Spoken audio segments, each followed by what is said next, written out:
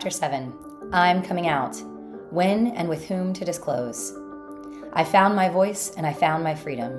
George Takei. If understanding your vision and defining your identity were all it took to manifest your ideal life, navigating relationships would be a breeze, and everyone would be living their dreams. Unfortunately, reality is far more complex. Every vision requires committed action, and as you contemplate coming out about open relating, you will inevitably balance your true desires and authenticity with societal expectations. Fuck up, blurting it out in frustration. Societal norms around relationships are often rigid and pervasive. As you carve out your own path in open relating, be prepared for challenges you may face. One of my less proud moments was when I shared that I was poly with my mom. During a work trip to Australia, where my best friend Brad tagged along, I shared photos of our adventures at the Opera House on Facebook. To my surprise, my mom called, furious, asking, "Are you dating Brad?" I quickly responded, "Mom, of course not. We're best friends and have been for 15 years. She pressed on, "But you're traveling internationally with him." Yes, that's true. But Brad has traveled with me to Mexico, Nicaragua, Greece, Italy, Bali in the past. This isn't new. Well, people are talking. What people? Our friends and my siblings. Well, you can let them talk. Take the pictures down. In a moment of utter frustration and annoyance, I blurted out, "Mom, I've been seeing other people for years and so has Andrew. This is not a big deal." Her anger was palpable. She hung up on me immediately and then later told me in an email that she disagreed with my life choices and did not want to discuss it further. That conversation marked the last time we addressed my open marriage until I began writing this book.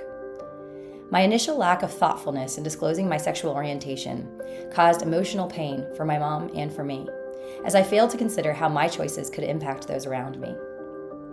As you explore what you want for your own relationships, it's essential to clarify how open you want to be about your identity and the potential impacts it may have on your relationships.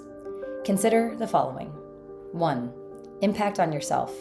Reflect on how your openness will affect your emotional and mental well-being. 2. Impact on others. Think about how your decisions will affect the people in your life: family, coworkers, friends, and even clients. For example, one of my partners, a guitar teacher, chooses to keep his identity private due to concerns about parental backlash regarding his role as an educator. Once again, in my desire to live authentically while writing this book, I came out publicly in all the social media channels that I am a bisexual, queer, poly woman. Remembering my last conversation with my mom on the topic, I proactively blocked her, my stepdad, my aunts and uncles, and other family members from my posts. Yet somehow, an uncle still heard the rumor and brought it up to my mom at a cousin's wedding. Exasperated, she texted me telling me that she was embarrassed to have to defend me at this wedding. This time, I shared calmly that if we're going to maintain a loving relationship as mother and daughter, I'd ask her to keep her opinions about my sex life and orientation to herself. I'm now prepared to manage the societal feedback, but I expect it will get harder before it gets easier. Even with this preparation, they may not be supportive. However, you will have demonstrated that you care enough about the people in your life to consider what their feelings will be when you come out, because this person matters to you. Remember, this is your life, your relationships, your identity. No one else's approval is necessary for you to be enough or for your choices to be valid. It's likely that some people will disapprove, leading to challenges, whether at work or with adult children, and that's okay. They are entitled to their reactions and to their own feelings, as open relationships are still not widely accepted. Prepare yourself for the road ahead as you choose a less popular, less traveled, and less accepted path. This journey will require you to engage in your own work and cultivate self-acceptance, as external validation may not always be available. Navigating this journey requires patience, self-reflection, and courage. Embrace your truth and let it guide you as you move forward. The struggle of duality. I think the best thing we can do is to be ourselves, but that is tricky because we are often multiple selves. Zadie Smith. At some point, you may wake up and realize, I'm poly. I always have been, and I always will be. This is an integral part of who I am and an essential piece of my identity. I want to shout it from the rooftops. For me, this realization came recently, within the last year, when I recognized that I had been living a dual existence. On one hand, I was a corporate executive and a mom with a son, 2 dogs, and a husband in a fairly conservative neighborhood residing in a big white house. On the other hand, I was a proud, bi, queer woman traveling the world, picking up lovers, hosting play parties, and attending sex clubs. For a time, this dichotomy worked for me, until it didn't. I began to feel insincere, inauthentic, and incomplete. There were moments in my life when I felt unable to bring these two identities together. I had wanted to be more open about my sexual identity for years. I recall a work trip in 2015 when I told my boss that I was in an open marriage. His response was disheartening. He sat me down and said it was inappropriate for me to share this information at work. Ironically, in the same week, my company sponsored a float in the Pride Parade in San Francisco. It felt incredibly unfair and like a clear double standard. I was silenced about my open marriage while my workplace celebrated LGBTQ identities. In that moment, I realized that there is no P at the end of LGBTQ. And polyamory and open relating are not yet recognized as a protected class. It's new enough that many people still feel uncomfortable discussing it. I firmly believe that P should be added to the LGBTQ rainbow, and I will be an advocate for that for years to come. Coming out, the process. You have to be unique and different and shine in your own way. Lady Gaga. Until that happens, until LGBTQ has a P at the end, when choosing to come out of the closet, it's essential to consider how you want to disclose your identity, to whom, and how you will communicate this with your partners if you choose to remain quiet. Let's break down this process. Discussing polyamory at work. Polyamory is still not a protected class under the sexual orientation in the U.S. Constitution. However, as an attorney, I argue that it could be interpreted as falling under the sexual orientation umbrella. In a workplace scenario, however, this is often treated with a don't ask, don't tell application. You cannot be discriminated against based on your sexual orientation, but that doesn't mean that you can freely discuss it. Generally, I recommend avoiding discussions about your sex life at work. It is often seen as inappropriate. However, as people start to embrace polyamory as part of their identity, similar to being transgender or identifying as LGBTQ, hiding it will become increasingly more difficult. For instance, if you're in a triad or polycule and bring multiple partners to a work event, it will be challenging to keep that a secret. In my case, I once disclosed my polyamory to a boss who asked if I had attended a sex party. While it was inappropriate for her to ask, I chose to be honest, and she turned out to be quite supportive. If you plan on coming out at work, be thoughtful about how you do so and with whom. Social media considerations. If you wish to come out on social media platforms, be mindful of who will have access to that information. When I recently came out on Facebook to my 5,000 friends, I blocked my coworkers and certain other people to maintain my boundaries and safety at work. Talking to adult family members about polyamory. Now, let's discuss how to disclose your polyamorous identity to your family. This can vary greatly depending on with whom you're speaking. Exercise, formula for a difficult conversation. To help you navigate conversations about your orientation, I recommend a structured approach. Here's a formula for having difficult conversations. Number 1, make a list. Identify everyone you intend to communicate with and when you plan to talk to them. 2, schedule a time.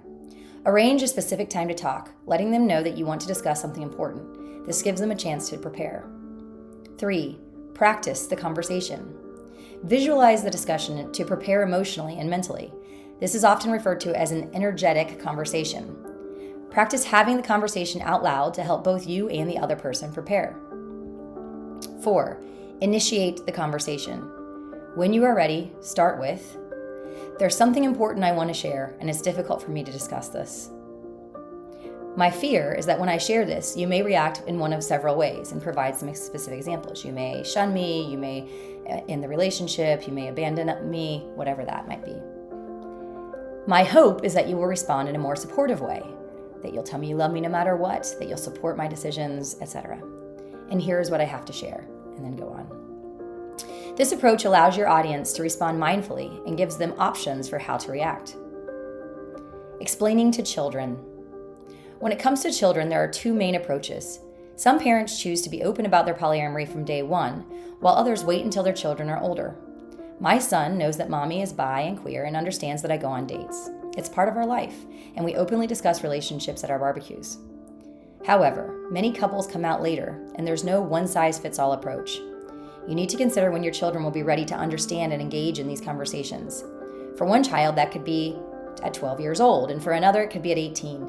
It's essential to ensure that your relationship agreements protect your children from being unintentionally exposed to information they're not ready for. I highly recommend engaging with a poly-informed therapist if you're planning to come out to your children to ensure that you're meeting their needs when communicating about yours. Fuck up. They heard us. When Emilio and Jess were on a date, they decided to head back to her place to get more comfortable. But Jess suddenly realized while in the act that her daughter was home. Panic set in. She hadn't planned on coming out to her kids until they were grown and out of the house. But the cat was out of the bag. Jess first had to manage this breakdown with her husband, Arnold, who was furious that they were forced to come out to their child in this way. But then, together, Jess and Arnold approached their daughter. She was surprisingly okay with the fact that they were in an open marriage, but was more impacted by the fact that, for a short period of time, they thought that mom was having an affair and sneaking around. When children enter the picture, communication takes on a new level of importance. Depending on their age, children may be curious about your relationships or feel an impact of changes in their own family structure. It's essential to approach these conversations with sensitivity, honesty, and age-appropriate language. A study published in the Journal of Family Psychology found that children who are included in discussions about family changes tend to have better emotional outcomes, as they feel more in control and less anxious. Discuss your relationships in a way that they can comprehend, providing reassurance that their needs will always come first. Studies indicate that children who receive consistent reassurance from parents about their love and commitment feel more secure, which is critical for their emotional development. This is particularly important in non-traditional family structures, where children may feel uncertain about their place in this new family. Emphasize that love can be abundant and that having additional partners does not diminish the love that you have for your child. Exercise, a practice conversation. Here are some examples of how parents can frame these conversations. For younger children, ages 4 to 8. 1. Discussing new relationships. You know we have a family and friends who love us? Well, sometimes adults can have special friends too, and that's okay. It just means that there's more love to go around. 2. Reassurance. No matter how many friends I have, you are always my number one. My love for you will never change, and I will always be here for you. 3. Explaining abundance. Just like how you can love your toys, your pets, and your friends all at the same time, I can love my special friends too. Love isn't something that we run out of. It just gets bigger. For older children, ages 9 to 12. 1. Explaining relationships. In our family, we believe that love can be shared with more than one person. This means I have a partner who is not just your dad and mom, but they can be a part of our family in a different way. Number 2. Addressing feelings. If you ever feel confused or upset about the changes in our family, it's really important to me to talk about it. I want to make sure that you feel loved and safe and that your feelings matter a lot to me. 3. Emphasizing love. Having more people in my life that I care about doesn't mean I care less about you. In fact, it can make our family even stronger because we can share love with more people. For teenagers, ages 13 and up. 1. Open dialogue. As you know, my relationships can look a bit different from what some people experience. I want to be honest with you about this because it's more important for me that you feel comfortable with our family dynamics and that you know. 2. Validating feelings. It's completely normal to have mixed feelings about this. If you have questions or concerns, I'm here to talk, and I want to hear your thoughts on how this affects you. 3. Reassuring commitment. At the end of the day, my commitment to you as your parent remains unchanged. You are still my priority, and I'll always be here to support you, no matter what. Navigating the conversation about polyamory with children can be challenging, but using clear and age-appropriate language can help foster understanding and security. Supporting this approach with research-based insights reinforces the importance of communication and emotional reassurance in all family structures. By emphasizing that love can be abundant and that their needs will always come first, parents can create an environment where children feel secure and valued, regardless of changes in family dynamics. Community and support networks. In addition to navigating conversations with children, finding a supportive community can significantly ease the challenges of coming out as polyamorous. Many people find strength and understanding in local or online polyamory groups where they can share experiences and seek advice. Engaging with others who understand the intricacies of polyamorous relationships can provide you with valuable perspectives and resources. I myself have my polysphere, which I mentioned previously, called The Circle. This is a group of 52 individuals who I've known over the last 10 years, and as I've had struggles or looked for relationship support and guidance, I've been able to come to this group vulnerably and authentically but still in a contained environment, and ask for support, advice, and feedback. Local meetups, workshops, and online forums can serve as platforms for learning and connection. By surrounding yourself with like-minded individuals, you can cultivate friendships and alliances that reinforce your identity. These connections can also provide a safety net, offering support when facing skepticism or discrimination from others. Coming out as polyamorous is not just about sharing your relationship style. It's about embracing your identity and advocating for authenticity. Self-expression can take many forms, through art, writing, or any creative outlet that resonates with you. Documenting your journey can be therapeutic and empowering. Consider starting a blog, creating a podcast, participating in public speaking events to share your story. Your experiences can inspire others who may be struggling with similar issues. That's right, why I'm writing this book. As you consider your path forward, remember that coming out is an ongoing process. It's not a one-time event, but rather a series of conversations and experiences that evolve over time. Each disclosure can bring new challenges and rewards, and it's okay to take your time.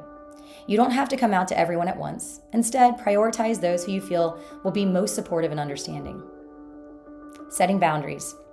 Finally, as you navigate this journey, be mindful of your own boundaries. Not everyone will respond positively to your disclosure, and that's okay.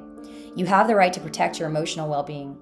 If someone is unsupportive or disrespectful, assess the relationship and determine how much energy you want to invest in it. Or set a boundary with your loved one that you are not open to discussing it further. Surround yourself with people who uplift and affirm your identity. And consider, particularly early on, distancing yourself from those who do not. I love my mom dearly. She has been my rock at some of the most difficult points in my life, and we have been through so much together. I have great respect for the way in which she has lived her life and thank her for raising me with strong values. I also feel strongly that I am on the right path for my life, so I'm able to stand in love and hold a boundary around conversation regarding my sex life with my mom. It is because I love her that I'm communicating this boundary. Coming out as polyamorous is a deeply personal journey that requires careful thought, preparation, and ongoing dialogue. By approaching the process with honesty, empathy, and a clear understanding of your values, you can create a supportive environment for yourself and your loved ones. Remember that love, in all its forms, is a beautiful aspect of the human experience, and embracing your identity is a courageous step towards living authentically. As you move forward, take pride in your journey and the diverse relationships that enrich your life. Celebrate the love that you have for yourself and others, and be confident in your right to love freely and openly. Your story matters, and by sharing it, you contribute to a broader understanding and acceptance of polyamory in society. Reflection exercise. To wrap up this chapter, I encourage you to take a moment for self-reflection. Below are some questions to consider. What does being polyamorous mean to you? Who are the individuals in your life that you feel would be supportive of your polyamorous identity? What boundaries do you want to establish as you navigate conversations about your relationships? And how can you cultivate a supportive network of friends and community members? Take your time with these questions and remember that your journey is unique to you. Embrace it with love, courage, and authenticity.